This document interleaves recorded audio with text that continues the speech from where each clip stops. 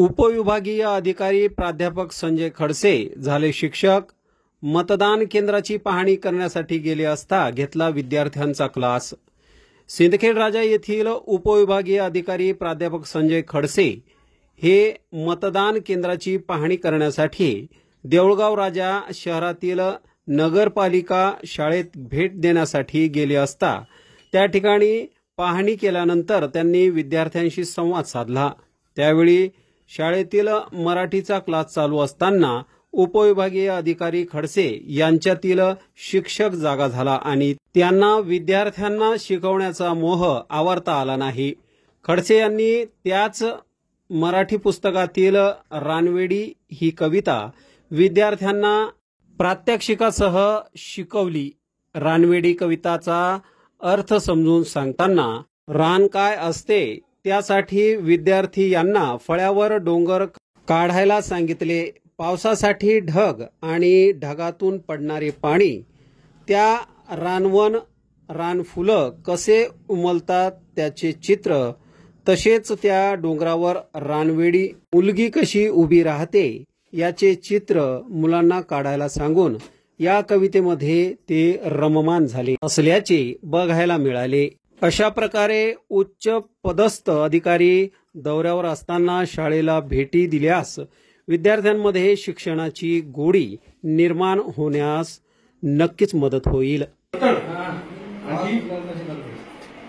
सुसाट्याचा वारा सुटतो ना, कसा करतो वारा? वारा कसा करतो?